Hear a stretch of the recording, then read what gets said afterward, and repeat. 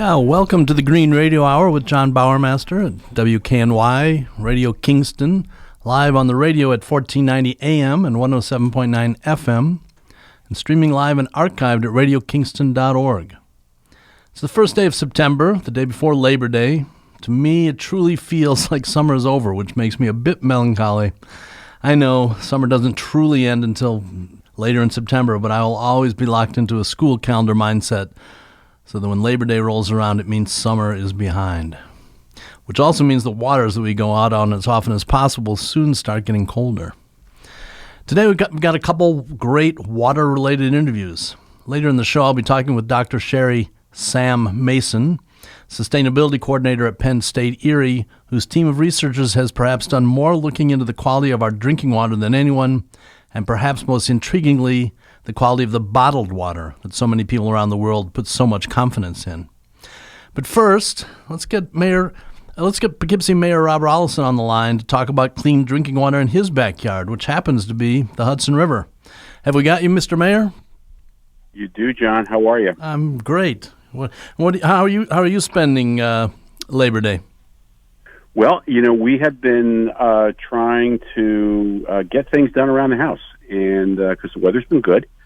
So actually spent a lot of time over the past 2 days going through things that we can donate to others, and made several runs to Salvation Army. Got more to go, and just trying to get things tightened up for the upcoming next couple of months. It's an election year here for me, so getting ready to I've been on the campaign trail, and so lots to do, but really the focus has been getting things to people that could use them. Yeah, and getting rid of stuff and de-acquisitioning is a good feeling, isn't it?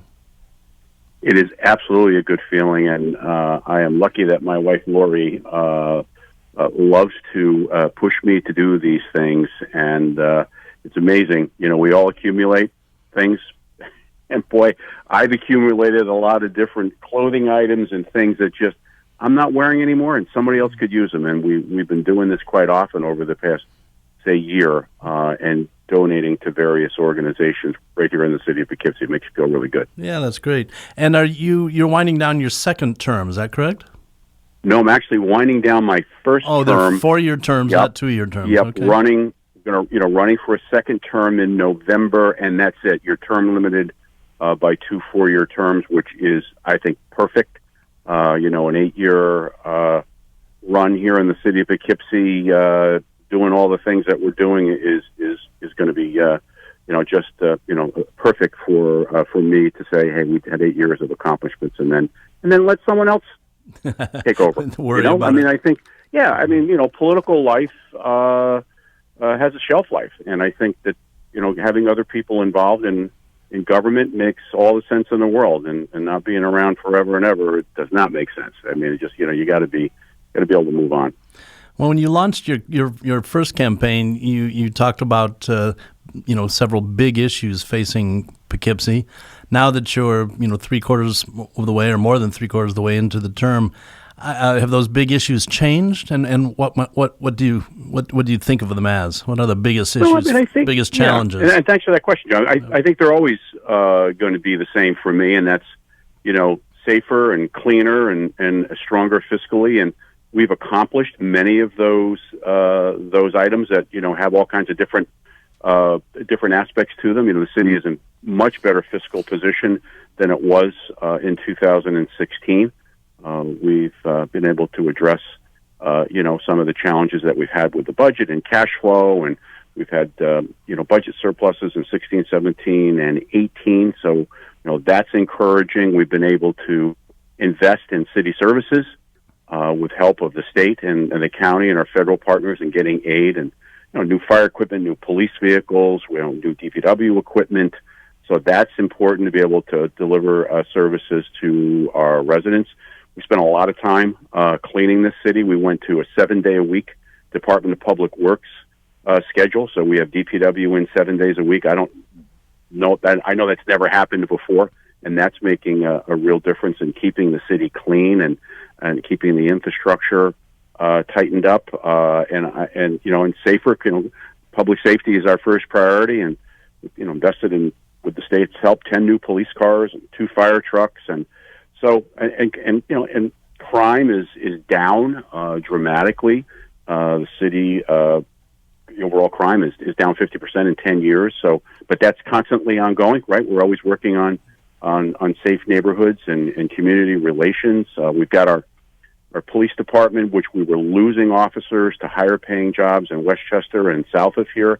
We were down as low as 79 officers out of a budgeted 96. We put together a retention package. We negotiated with the police union last year, and we had the Common Council approved it in July of last year. And since then, we've only lost like 1 officer, I think, to a transfer, and we're almost at full strength, which is 92. We've created the community policing unit, which was disbanded 10 years ago. So we have 2 officers now full time in community policing. Where our expectation is to put more officers in CP.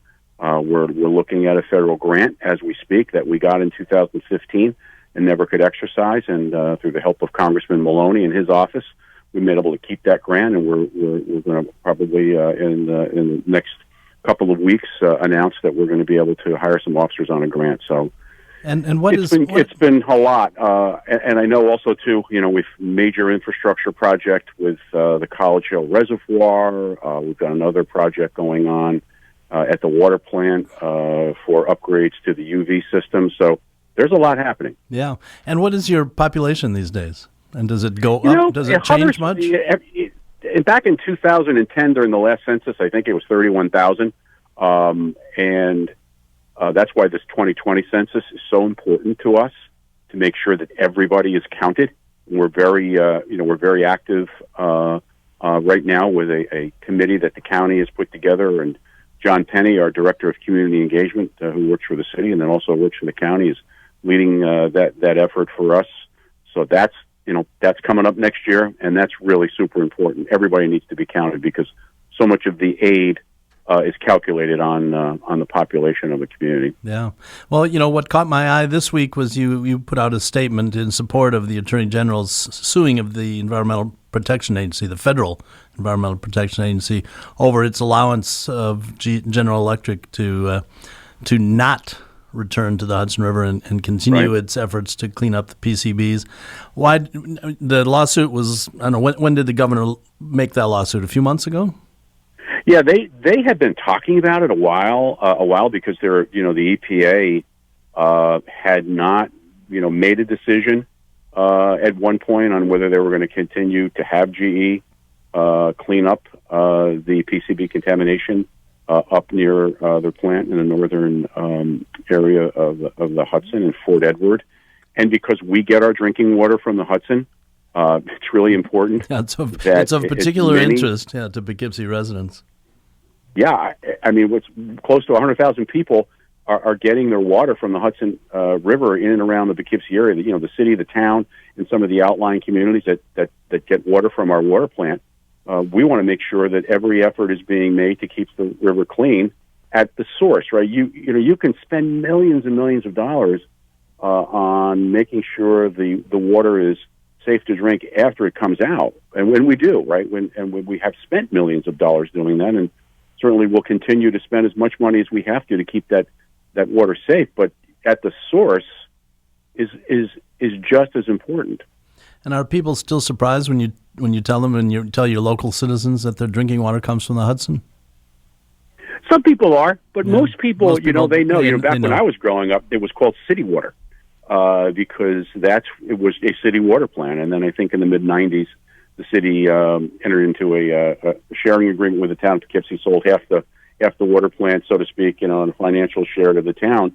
But it's always been city water, and we're really proud of it because John, the city of Poughkeepsie was the first water plant in the country to have filtration.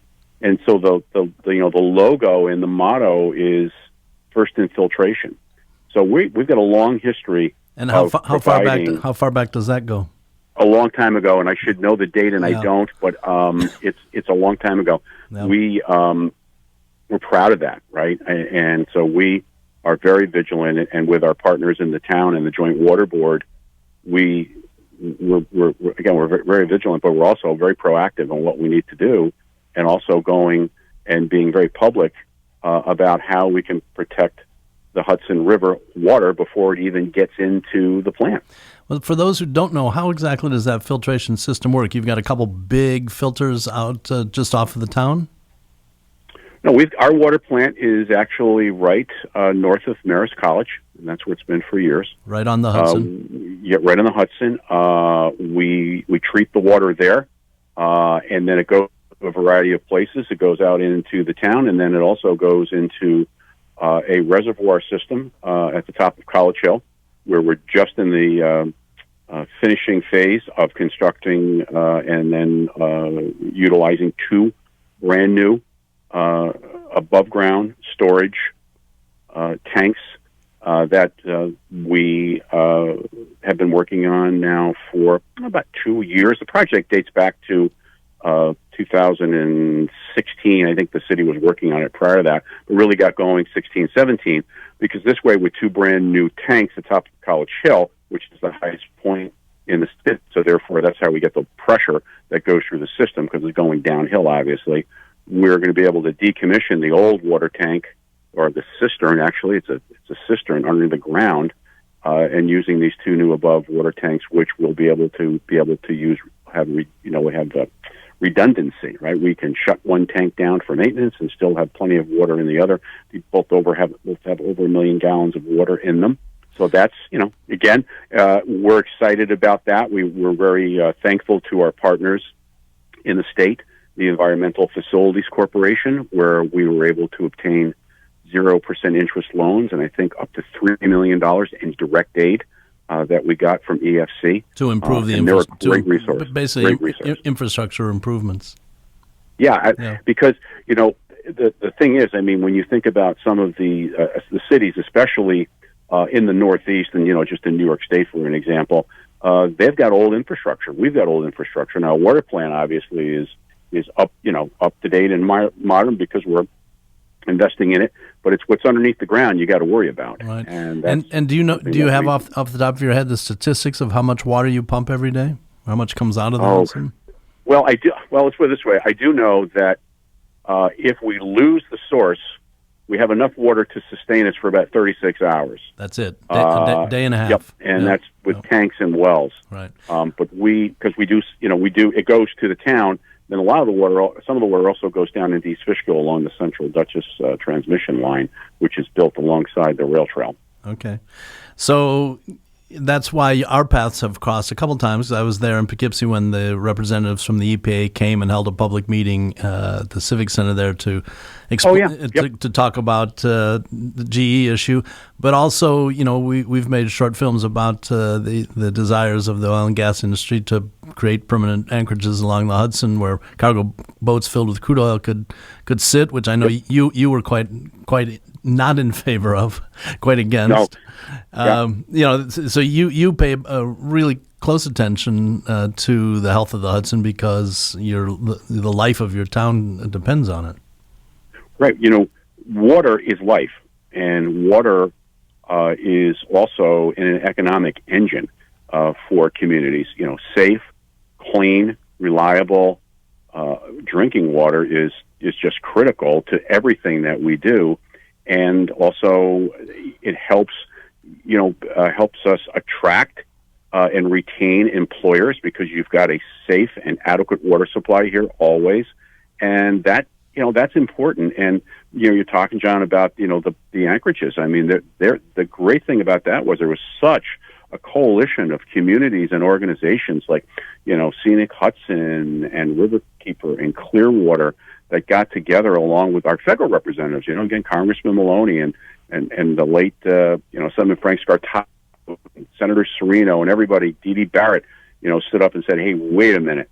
That thing just all of a sudden popped up, and it seemed to be almost, just quite a rush to do it. And I'm glad, that the Coast Guard really took a hard look at that, rethought it, and then said, "Okay, well, we're not going to allow that." Yeah, well, I think the statistic I remember was that I think the Coast Guard received 10,000 plus comment cards saying that this was a really bad idea, and they're used to getting like a dozen comment cards. So yeah, well, that's a big difference. And the one thing that I heard too was that in an emergency, these vessels can go to anchorage within if they need to be, the river. Sure, yeah, they need to be. And all they have to do is call and announce we're in trouble and we're going to put down an anchor, and they're fine. Yep. Yeah, and that was even goes back to before my time as mayor. But when I was a chairman of the legislature, there was a lot of discussion about the crude that goes down along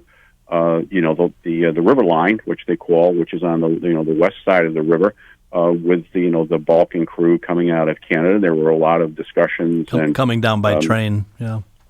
Yeah, and also coming by water, coming by a rail tanker, and they've really been very proactive now in looking at that and making sure that those types of modes of transportation are closely monitored, because these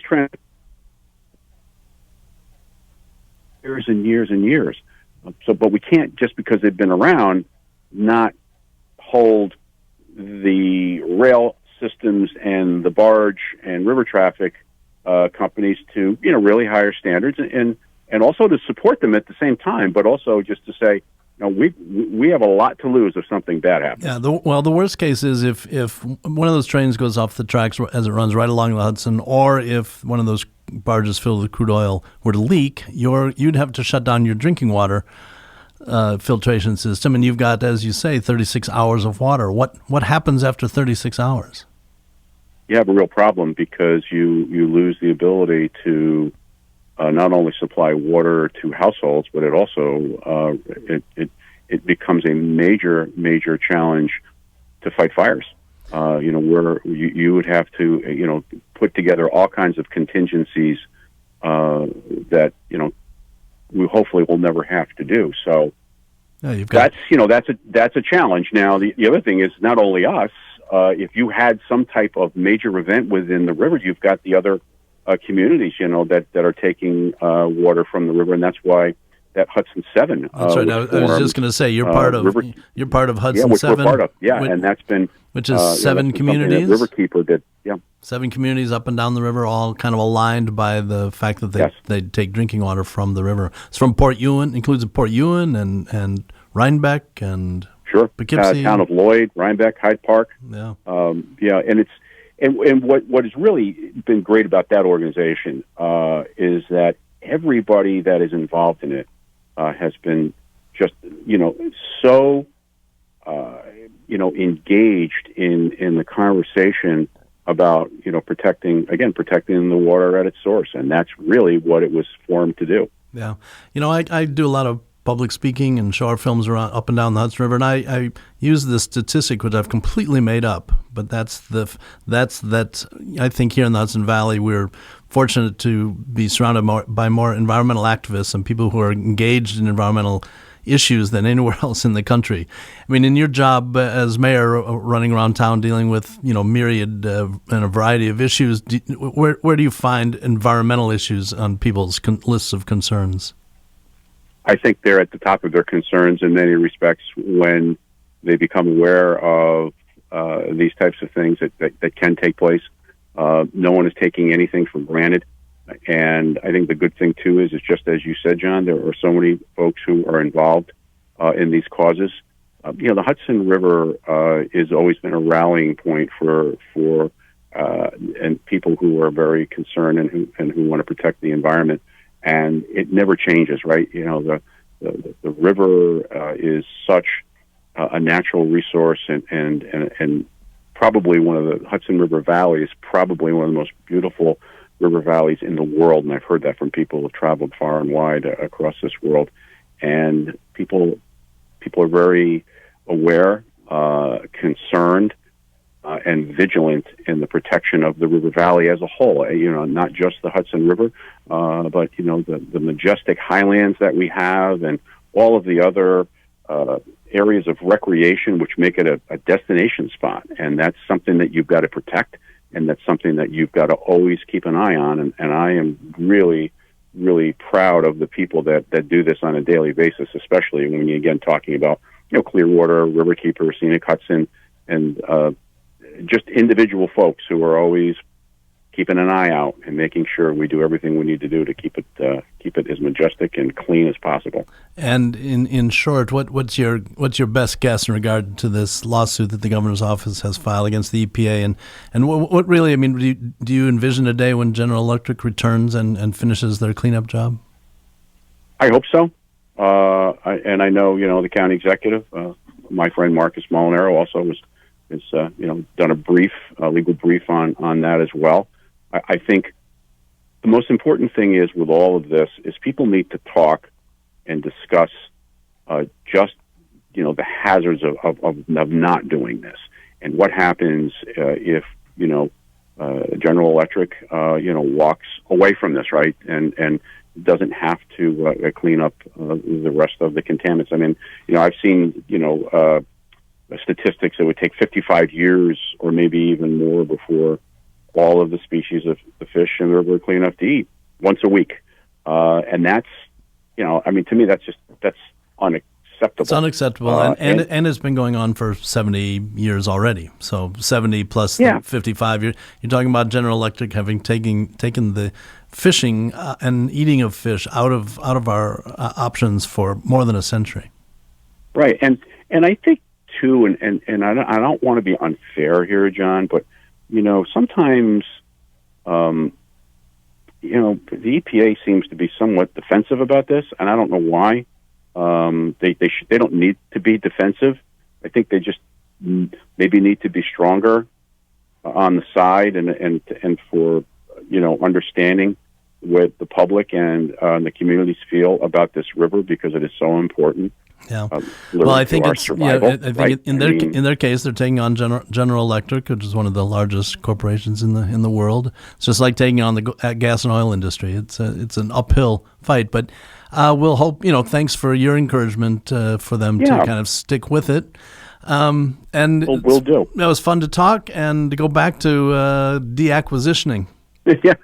Well, I'm going to continue to do that and continue to make sure we put things in the hands of people that could use it, and that truly makes you feel good. Yeah, I appreciate it. Thanks, Mayor Rob Rolison from Poughkeepsie. Good talking with you. I'd love to get on again. Anytime you'd like to talk about something like this, give me a call. Fantastic. Thank you. Thank you, sir.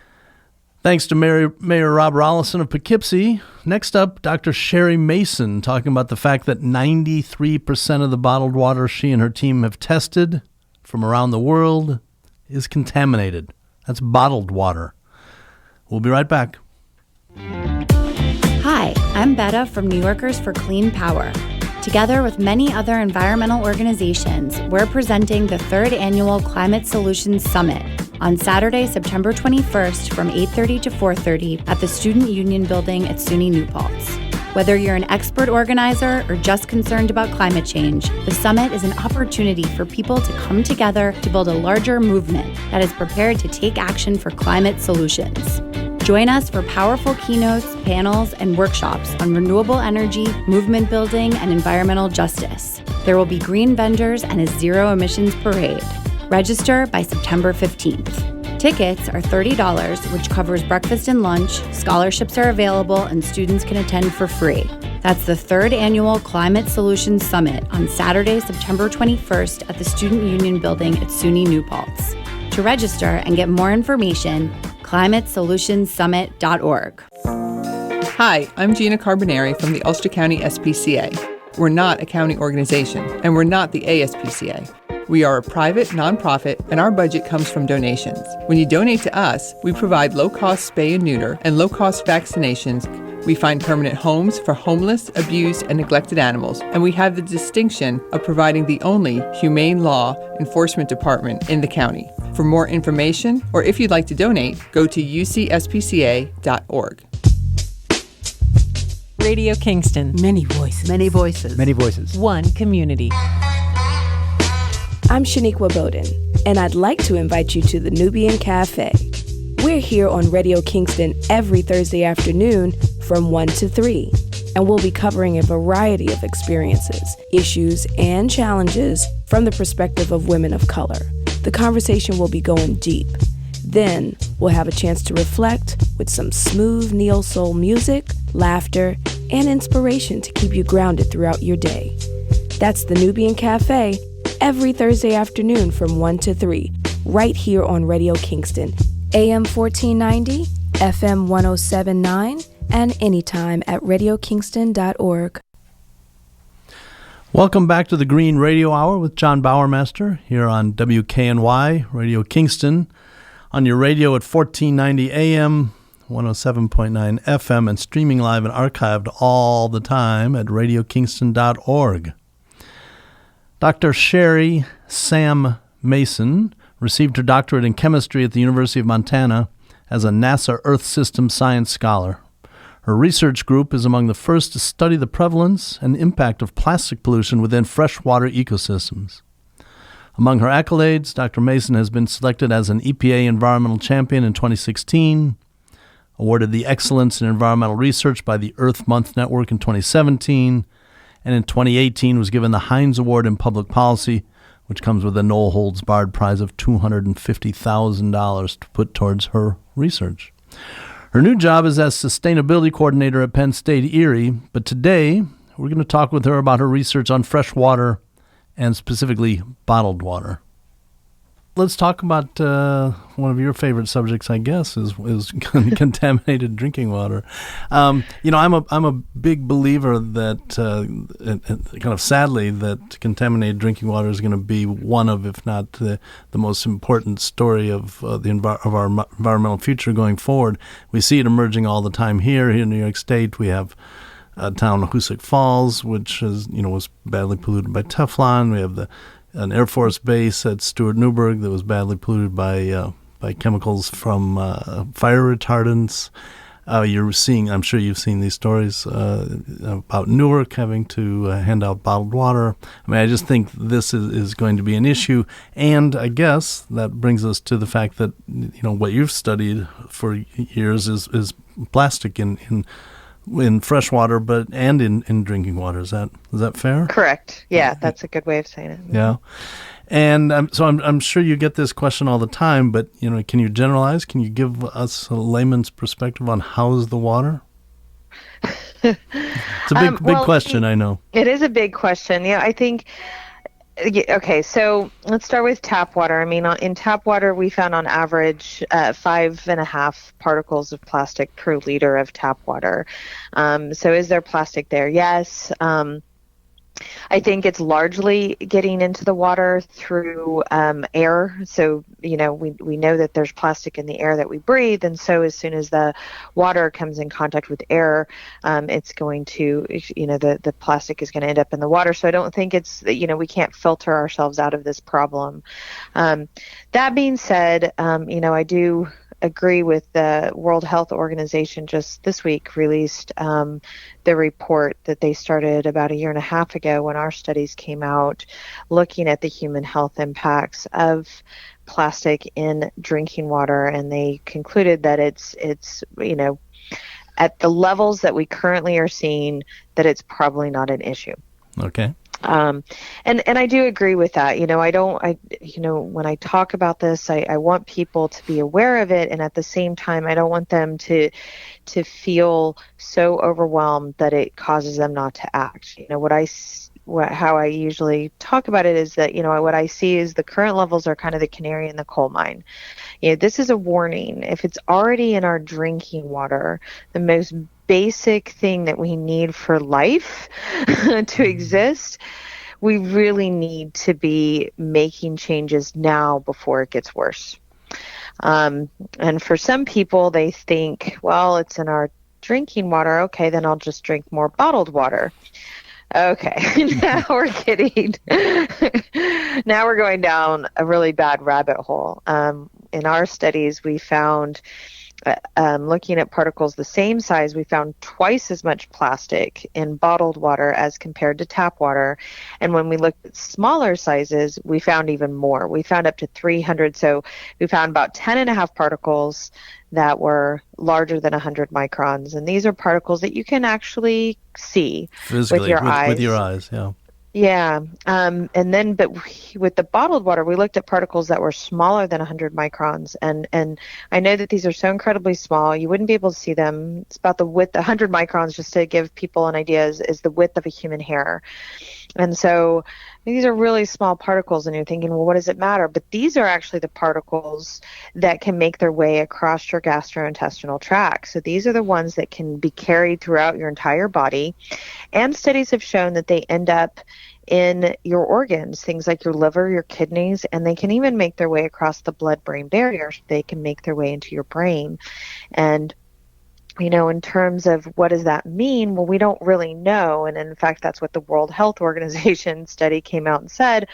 We don't really know the impacts of these. We need to do more testing. We need more studies in order to understand what the potential impact of this is on humans. And so we just really don't know right now. There's just not enough information. But so we look at these particles, what we found is over 300 particles in this size classification. So on average, tap water, looking at particles 100 microns and bigger, we have 5.5. In bottled water, we have 10.5. And then when we look at smaller particles, we're looking at over 300. It was 315 on average. In the bottled water. In the bottled water. Wow. And even more interesting than that, I mean, that to me is scary enough. Like, just don't drink bottled water unless you really have to, right? Well, I guess like in the case of like Newark, where they're now saying that, and Flint prior to that, and other right. communities, because of the pipes lined with lead, etc. Yes. So I think there are situations in which, you really have to drink bottled water. I understand that. But the vast majority, especially here in the United States, the vast majority of us have access to clean tap water that's regularly tested. It's regularly monitored. That's how they knew the water in Newark was bad, because they test it.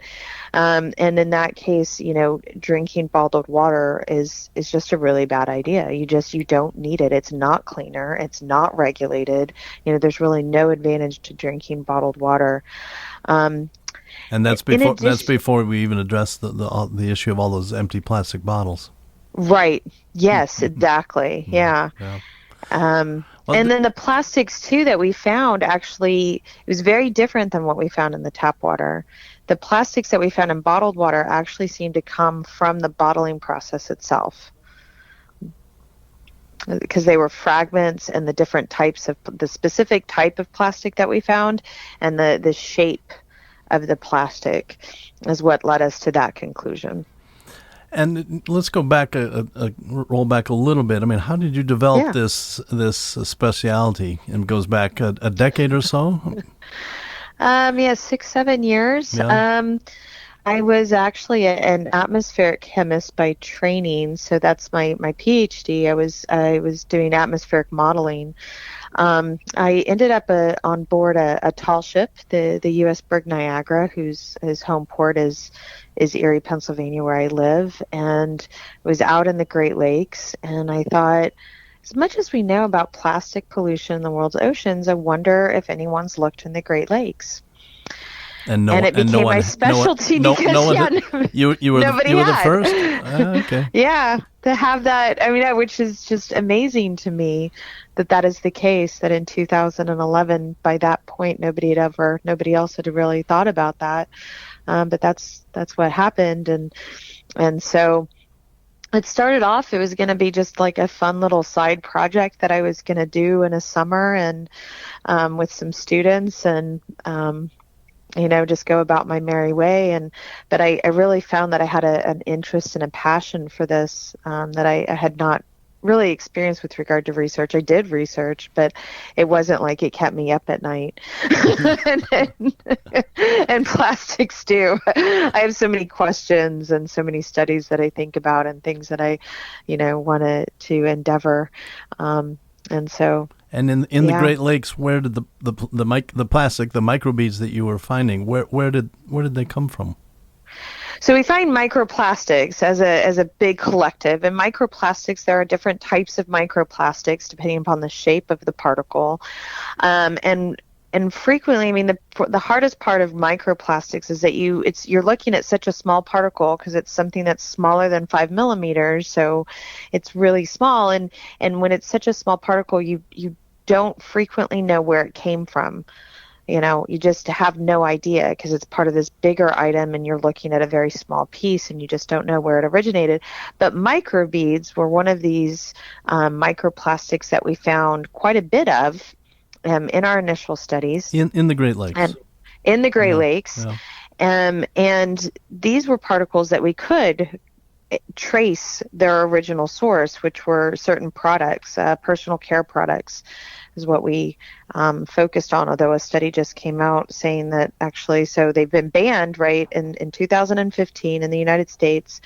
President Obama signed the Microbeads Free Water Act, and they, effective of July of 2018, they were banned from these personal care products. But a study just came out last week that apparently they're in laundry detergent, which I never knew.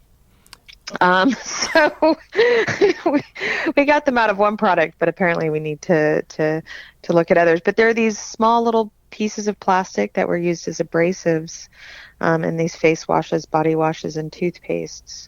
And several countries have banned them now, but not the U.S. Is that correct?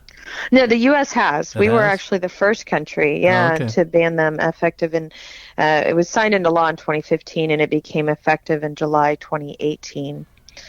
And they're banned from these personal care products, but of course, they could be used in other products, and apparently laundry detergent is now becoming a new one that they're being used in. But these are microbeads, which is not microplastics. It's a type of microplastic. Okay. So microfibers is another type of microplastic. And what is it that's created from making fleece, for example?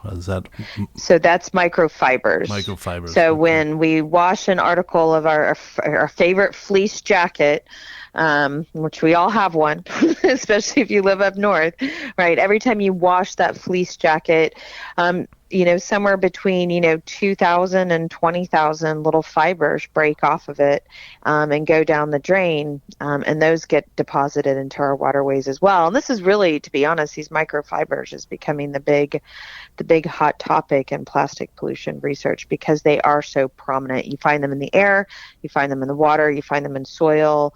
Like, you just can't, they're in fish, they're in, all sorts of organisms. They're just everywhere. And we don't know really what the impact of them is. And do you see them also in the Great Lakes?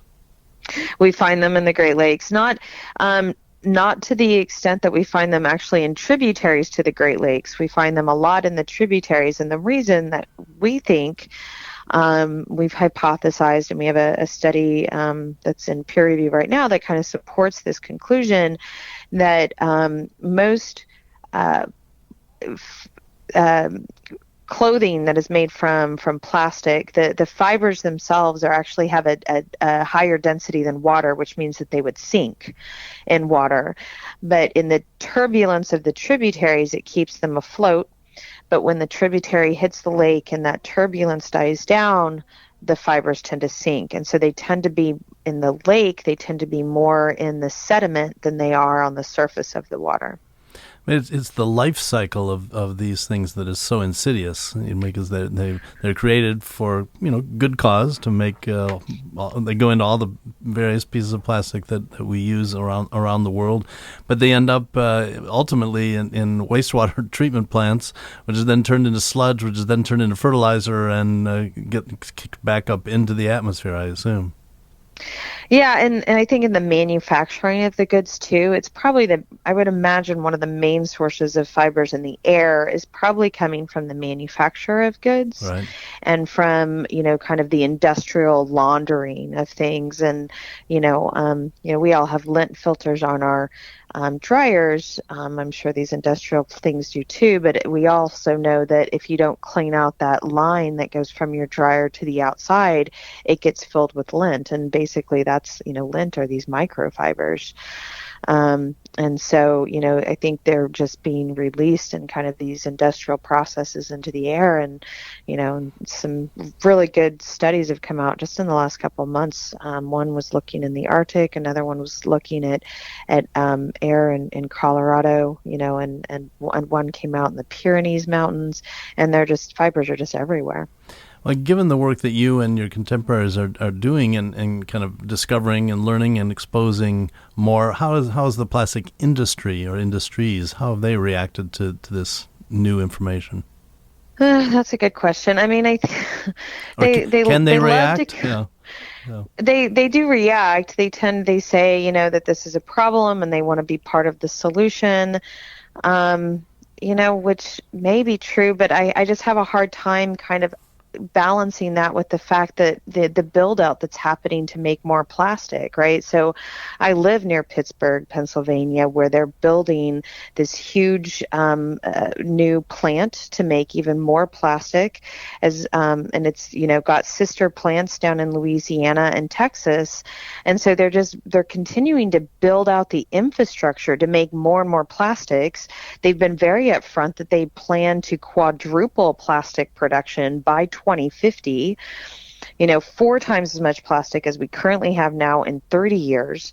And, we're already producing, it's like 300 million Olympic-sized swimming pools of plastic. Every year. around the world every year. Around the world every year. Well, it's just ever increasing, right? That's based upon 2017 numbers, right. But next year it'll be more. So we're already and so I don't know. I feel like they're trying to walk both lines. They're trying to continue this build out and make more of this material, but then say, oh, but we understand that plastic pollution is a problem and we want to be part of the solution. And I just you can't do both. If you really want to be part of the solution, then you really need to be looking to make these disposable products out of something that is not plastic. You need to make them out of something that is really and truly reusable and recyclable, because of course they'll say and you see this happen all the time, companies will say, oh, we're going to make all of our products out of a recyclable material by 2020.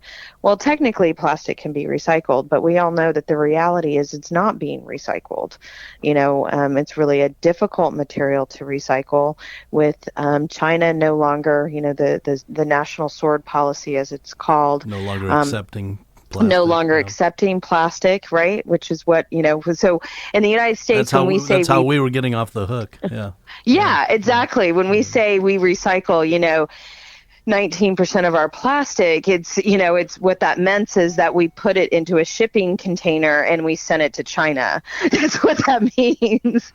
And we just assumed that it was being recycled. Well, it really wasn't, right? And that's why China's no longer accepting it. The contamination rate of that plastic is so incredibly high. It's contaminated with food, it's contaminated with things that aren't plastic, and it's 1,000 different types of plastic, all busheled together into one thing. And so separating it and sorting it and cleaning it and all of that is insanely difficult, really time and energy intensive. And so most of it actually wasn't actually being recycled. It was just being burned. It was being left on the countryside. And so, China and now Indonesia and, all of these countries in Asia, they're all following suit. They're all saying, nope, we don't want it anymore. We don't want it anymore. And so recycling rates are plummeting when it comes to plastic. Although I did see that in China is planning some massive incinerators. So they'll probably be back in the garbage business soon, but burning it, which is not good. It forms terribly toxic things. What's your impression of the understanding of this issue amongst the man on the street? Do you think do you think the average person who puts the recycling out on the curb once a week understands that the recycling industry has kind of fallen apart or broken down? Yes and no. People just are really frustrated that they can't just put everything in their bin. And I mean, that's part of the problem. I mean, zero sort, so we talked about the national sort policy is an Sure. issue. Well, that is, but there's plenty of blame to go around. And part of the blame goes on ourselves with this whole zero sort recycling. That was a great idea. I think it arose, decade or so ago, right? Which is, instead of having to separate your recyclables into metal and paper and plastic, you just put them in glass, you put them all in one bin, and somebody else will sort it for you, right? We'll make Right. machines that can Right. sort it. And that was the idea. And the Sounds intention good. was that it does. It sounds fantastic, right? And the intention was that it would increase recycling rates. Well, one, it hasn't increased recycling rates. And two, what we're finding is just it's really hard because people put crazy stuff in their recycle bins. Like you walk past and you see, people will throw out fans. They'll throw out, these crazy things into their recycle bin because they're really wish cycling. I wish that this could be recycled, so I'm going to put it in my recycle bin and let somebody else figure it out. But what that's led to is increased contamination rates. Because something like a fan, well, you have to take that all apart. You've got plastic, paper, metal, all mushed together into one product, and these machines don't take fans No. apart, to sort it. And so it's actually just made the whole recycling system much worse. So I think we're gonna, and then people are just really frustrated because the rules keep changing. Like yesterday I could recycle glass, and now you're telling me I can't. And yesterday you said I could recycle numbers 1 through 7, but today you're only telling me 1 and 2. Well, I don't want to just recycle 1s and 2s. I want to recycle everything. And so I think people are getting frustrated. I think a lot of people really aren't, understandably really aren't paying attention. There's a lot of things that we have to deal with in our lives. How many of us can really spend a lot of time thinking about what we can put into our recycling bin and what we can't, when we're, working a couple of jobs, we've got kids to take care of and sick parents and, all of those things. But at a time when it's never been more important. And that's the sad irony. That is exactly. Yeah. Well, let's go back to water, drinking water. You've given tap water kind of a thumbs up based on your studies, your research. But you're down on bottled water. But specifically, for those who didn't hear or haven't heard your statistics, what exactly? How did you go about this testing of bottled water? So what we did, the whole thing was filmed because you know that when you're taking on a multi-billion-dollar bottled water industry, you're going to film everything. We purchased the top 11 brands from across the world. So we did a global, we did a market assessment. We looked for the top selling brands, either worldwide or in particular regions. So worldwide, that's things like Aquafina and Dasani, Nestle Pure Life. Those are the top 3 selling brands worldwide. And then in certain regions, there are other brands that become dominant. So for example, in China, Wahaha is the top selling brand in China. And so we analyzed that. So that was one of the 11 brands that we sampled. So we picked out the top 11 brands, and we purchased an entire case of water in locations around the world. I think it was 19 different countries. So in some cases, like Aquafina and Dasani and Nestle Pure Life, we bought them in multiple countries, the United States being one, but we bought them in other locations, Mexico and Europe, and they were all mailed. So we bought an entire case, and the reason we bought the entire case is because that they were all manufactured at the same time. And then sealed together. So we would ship the entire case from wherever it was purchased to our lab, which at the time was in upstate New York. And we had in our lab running 24 hours a day for 3.5 months a camera. So the whole thing was filmed there too. And this is you and students under the auspice of which university at that time? I was at the State University of New York at Fredonia. At that point in time. Yeah. Okay. And filming everything. That's a lot. That's a lot of video. That's a lot of hard drives. Yeah, well, thank goodness for the cloud, right? So Yeah. it was all uploaded to the cloud. So we would take, and typically a case of bottled water is 24 bottles, and we would randomly select 10 bottles from this case. We would, under a fume hood, which is just it's almost like a kitchen, you've got your fume hood in your kitchen so that all the exhaust goes outside. It's kind of like that, but it's in a lab. And so the idea is the upward draft to keep anything from settling in the bottle. So under the fume hood, we would open the bottle, we would inject a dye called Nile Red, and it absorbs to plastic and not other things. And so we would inject the dye, we'd close the bottle back up, shake it, gently, just rotate it so that the dye would get mixed into the water, and wait 30 minutes for this absorption to happen. And then we would filter each bottle of water through a filter. And then the nice thing of the Nile Red, in addition to the fact that it sticks to plastic, is that it fluoresces. So imagine like glow in the dark stars kind of thing. You shine a certain light on it, and it really lights up against the dark background. So you could see very easily all of the plastic. And I say all of it because we were shocked at how much. It was literally like looking at the night sky when you're in the middle of the desert and there's no city around, right? Constellations. And you just see the constellations above you. It was like that. And you were only looking for plastic. Yeah, we were only looking for plastic. That was the question. We don't know what else is in the bottled water, but we know there's a lot of plastic. We know there's a lot of plastic. Yeah, on average, 325 pieces of plastic in a liter of bottled water. That's unbelievable. And I think the statistic that I remember was that 93% of the bottles showed evidence of microplastics. Correct. Yeah. So all of the brands. So let's say, we tested 10 bottles of Nestle Pure Life. One of them, maybe we didn't see plastic, but the other 9 we did. So all 11 brands tested positive, but 93% of the individual bottles tested positive. But, this is when people will call me or send me emails and say, well, I drink, insert brand name X here.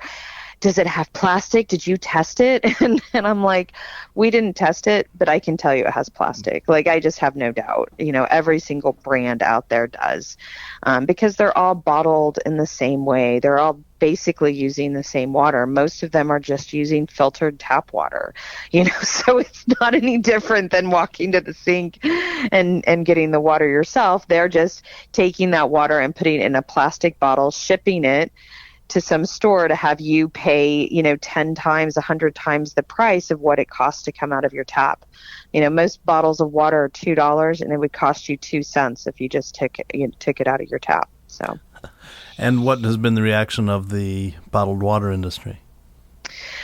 Not unsurprisingly, they said they said, well, that we weren't using standard methods, and that's just because there are no standard methods. Yeah.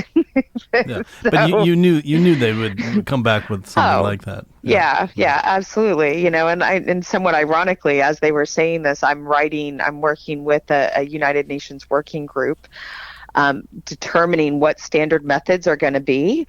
And so I'm literally writing the book on the standard methods as they say that, we didn't use standard methods. It's like, well, actually we did, because I'm writing the book on it. So yeah, but, and then, they said that in their own testing that they found, negligible or insignificant quantities, but that word has no definition. It's so they did their best to kind of spin it, or to kind of, it's smoke and mirrors, like, don't look over here because don't watch my hands as I do this trick, kind of thing. Well, and if I remember your conversation previously, you talked about how some of the plastic was visible to the naked eye. Oh, yeah. No, we were pretty sure that it was actually, some of the plastic was coming from the actual act of opening the bottle. So like, because if you think about it, it's plastic on plastic, right? Breaking, the bottle, cracking. Yeah. And so you go to open the bottle, and it's like, of course, that abrasion is going to lead to some plastic, coming off. And yeah, some of the pieces, we were kind of shocked. Like, you're looking at your filter and you see this big red piece of plastic, and you're like, how did I not see that in the water? And yet somehow, I mean, if you're not looking for it, I guess, I'm not really sure how you just, I mean, it was quite noticeable. So have you not had a bottle of water for a while? I don't drink bottled water, and it's probably a decade. For a decade, yeah. Good. I mean, I think there was one time I was somewhere in Europe where they were like, the water isn't safe here. And so we bought like a 2-liter, like this gigantic bottle of water, so that we only had to buy one. Well, but I've seen videotape from India, for example, where there's just awful stuff on the ground, and they're dragging the hoses that are emptying the tanker trucks that are delivering allegedly fresh drinking water to people, and it's the hoses that they then drop into the tank have just been dragged through unbelievable stuff that you don't want to even think about. And so in India, of course, your immediate instinct is to go to bottled water. And I think a lot of countries, and a lot of people in a lot of countries around the world probably feel the same way. And certainly in the United States, the bottled water industry is not suffering. No, they are not. They unfortunately are not. And so I just still encourage people, if we put all the money that we spend on bottled water into infrastructure for tap water, every person on this planet could have access to clean tap water many times over. I mean, it's rather kind of crazy to think about how much money we spend on bottled water, and yet, people will get their water bill in the mail and then complain about it. It's like water is not free. It comes raining down, but there's a whole infrastructure that has to be put into place. And I do understand that, especially here in the eastern United States, our water infrastructure is old and it's buried in the ground and it's decaying.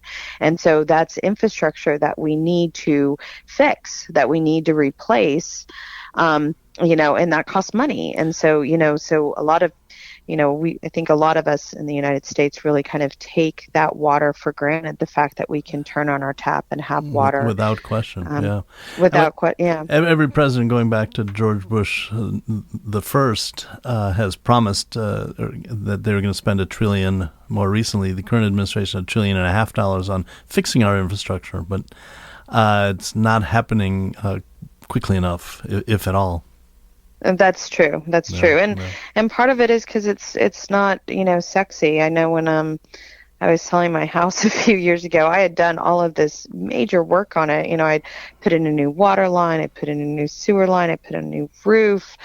It was all of this, really put in a new furnace.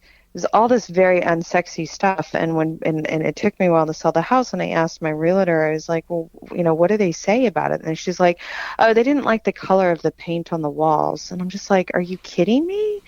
Like, that's really easy to fix. They need to be like looking at the heart, looking at what's important here. And it's like, it's that same thing where I feel like, it's not sexy to put money toward infrastructure because you don't see the outcomes of it.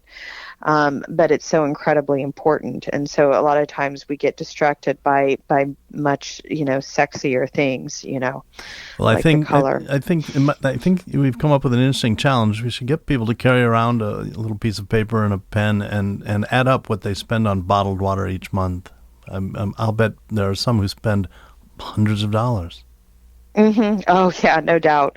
Yeah. I mean, just like if we were to tally up the amount that we spend on our coffee habits, and I'll include myself in that category. Coffee made with perfectly uncontaminated tap water, of course.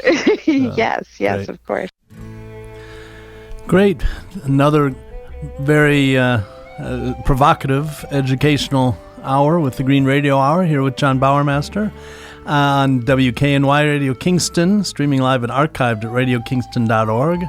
Do check out the archives. There's a lot of fun stuff there. And I guess we'll see you next week. Thanks very much.